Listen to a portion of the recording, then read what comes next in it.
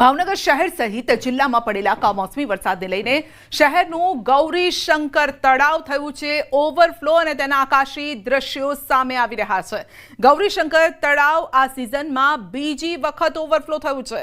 ગૌરીશંકર તળાવનો આ drone video સામે આવ્યો છે। ભાવનગર શહેરને પીવાનું પાણી પૂરું પાડે છે ગૌરીશંકર સરોવર, જેને બોર તળાવ પણ કહેવાય છે। તો બોર તળાવના ઓવરફ્લો પાણીનો આ અદ્ભુત નજારો જોવા મળી રહ્યો છે અને આ નજારો ભલે સુંદર લાગી રહ્યો હોય, પરંતુ જ્યારે પાણીની માત્રા વધતી હોય છે ત્યારે આસપાસના ગામોની ચિંતા વધી જતી હોય છે।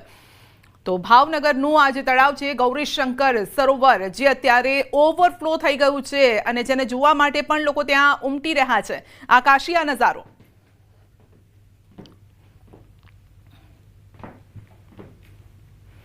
વાત માવઠાના મારની, જેનાથી તાત બેહાલ છે।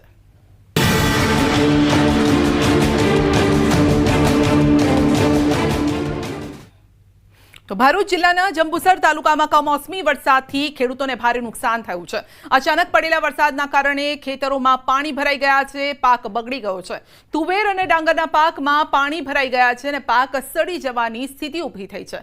ખેડૂતો માંગ કરી રહ્યા છે કે તાત્કાલિક સર્વે કરી સરકાર દ્વારા યોગ્ય વળતર આપવામાં આવે અને જો તંત્ર દ્વારા વહેલી તકે મદદ કરવામાં નહીં આવે તો આગામી સિઝનમાં પાક લેવામાં પણ મુશ્કેલી ઊભી થશે, કારણ કે હજુ તો જે પાક છે તે સડી રહ્યો છે, ખેતરમાં જ પડી રહ્યો છે અને સડી રહ્યો છે। પાણી ક્યારે ઓસરશે, પાણી ક્યારે આ જે ખેતર છે ક્યારે ખુલ્લું થશે અને પછી બીજું પાક લઈ શકાશે, તેની ચિંતા ખેડૂતોને સતાવી રહી છે।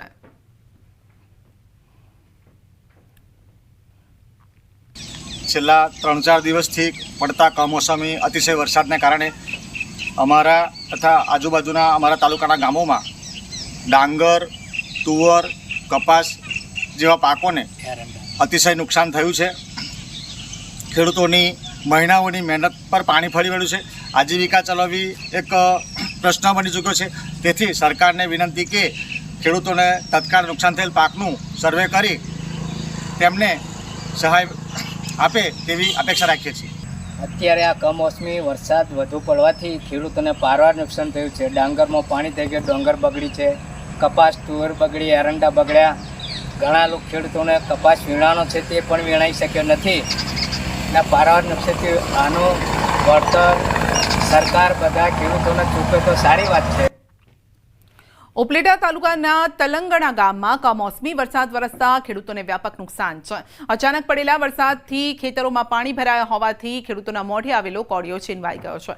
મગફળી, કપાસ, સોયાબીન સહિતના ઊભા પાકને વ્યાપક નુકસાન છે। ખેડૂતોની મહેનત પર પાણી ફરી વળ્યું છે। ખેડૂતો સરકાર સમક્ષ માંગ કરી રહ્યા છે તાત્કાલિક સર્વે હાથ ધરવામાં આવે અને જે પણ નુકસાની છે તેની સહાય જાહેર કરવામાં આવે। જો આ સહાય મળશે તો આગળનો રવિ પાક તે લોકો લઈ શકશે।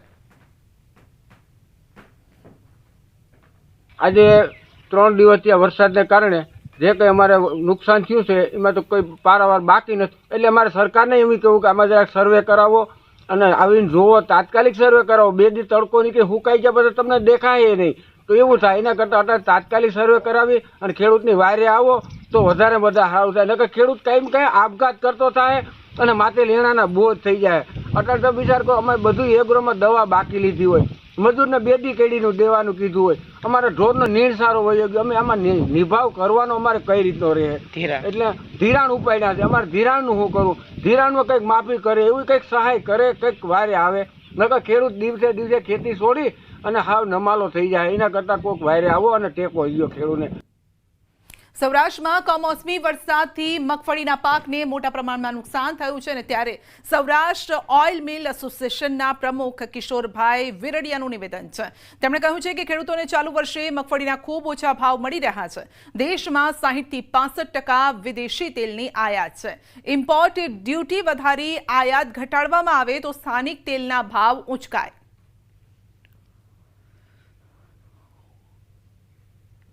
આ વરસાદની અંદર એવી કફોડી પરિસ્થિતિ થઈ ગઈ કે ખેડૂતોને શું કરવું એ પોતાને સમજાતું નથી. તો બીજા નંબરની અંદર ખેડૂતોને ભાવ મળતો નથી કે ભાઈ ઇમ્પોર્ટ તેલ એટલા બધા થઈ રહ્યા છે. અત્યારે 65, 68, 70% ઇમ્પોર્ટ કરી રહ્યા છે.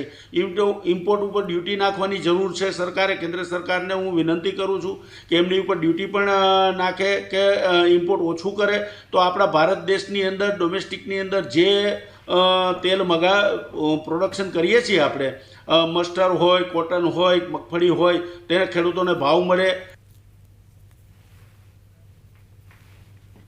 તો પાટણ કોંગ્રેસ ધારાસભ્યએ પીએમને લખ્યો છે પત્ર. ગુજરાતના ખેડૂતો માટે ખાસ કૃષિ સહાય પેકેજ જાહેર કરવા માટે આ પત્ર લખ્યો છે. ગુજરાતમાં ભારે વરસાદ વરસ્યો છે અને અત્યારે કમોસમી માવઠું પણ થઈ રહ્યું છે અને જેથી ગુજરાતના ખેડૂતો માટે જીવાદોરી સમાન પાકમાં ભારે નુકસાન છે. ગુજરાતના ખેડૂતો માટે કેન્દ્ર સરકાર દ્વારા રાહત પેકેજ જાહેર કરવામાં આવે, સત્વરે જાહેર કરવામાં આવે અને અમલ થાય તેવી માંગ કરવામાં આવી છે.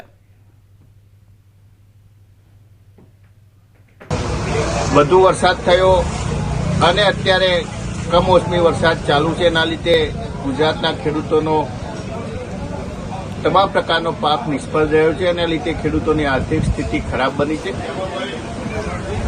એટલા માટે ગુજરાતના ખેડૂતો માટે ખાસ પ્રકારનું પેકેજ જાહેર કરવા માટે અમે વિનંતી કરી છે. તો અમદાવાદમાં શાકભાજીના ભાવમાં વધારો થવાની ભીતિ છે. ખેતીવાડી ઉત્પન્ન બજાર સમિતિમાં વેપારીઓની ભીડ. અમદાવાદમાં શાકભાજીના ભાવમાં હાલ ઘટાડો, માવઠાની અસર 4 દિવસ બાદ વર્તાવાની શક્યતા છે. બજારમાં કોબીજ, ફુલાવર, રીંગણ સહિતના શાકભાજીના ભાવ ગગડ્યા છે. શાકભાજીમાં વાલોળ, દૂધી, તુરિયામાં ઈયળનો ઉપદ્રવ વધ્યો છે અને તે પ્રકારની સંભાવના પણ છે કે હજુ પણ આ શાકભાજી બગડી શકે છે અને ભાવમાં 20% ઘટાડો છે, પરંતુ 2-4 દિવસ બાદ ભાવ ઊંચકાય તેવી પણ શક્યતા. પણ જે રોજબરોજની જે શાકભાજી જે માર્કેટ યાર્ડોમાં આવે છે એના જથ્થા ઉપર હવે લગભગ 3-4 દિવસ પછી એની અસર વર્તાવાની ચાલુ થશે. પરંતુ હાલ પૂરતા જે શાકભાજીના જે ભાવો છે એ લગભગ માનો ને છેલ્લા 8-10 વર્ષના ખૂબ જ તળિયે છે. એટલે પ્રતિ એવરેજ શાકભાજી 8 થી 10 રૂપિયા કિલો છે. ખાસ કરીને જે ભીંડા 30 રૂપિયા કિલો છે, દૂધી 8 થી 10 રૂપિયા કિલો છે, કારેલા 8-10 રૂપિયા કિલો છે, ગવાર 30 રૂપિયા કિલો છે. એટલે એમ એકંદરે જોવા જઈએ તો જે શાકભાજીના ભાવો છે એ લગભગ સ્થિર છે અત્યારે. દિવાળીનું મિની વેકેશન પૂર્ણ થતાં લાભ પાંચમના દિવસે જૂનાગઢના માર્કેટિંગ યાર્ડમાં જણસીની આવક શરૂ થઈ છે અને શુભ મુહૂર્તમાં હરાજીની શરૂઆત કરવામાં આવી. માર્કેટિંગ યાર્ડ જણસીની આવકથી ઉભરાયું છે. માર્કેટિંગ યાર્ડમાં સૌથી વધુ સોયાબીનના 10,000 કટ્ટાની આવક થઈ છે. ખેડૂતોને માર્કેટિંગ યાર્ડમાં સારા ભાવ મળતા ખુશ છે. બીજી તરફ માવઠાની સ્થિતિને ધ્યાને રાખી તમામ વ્યવસ્થા કરવામાં આવી છે.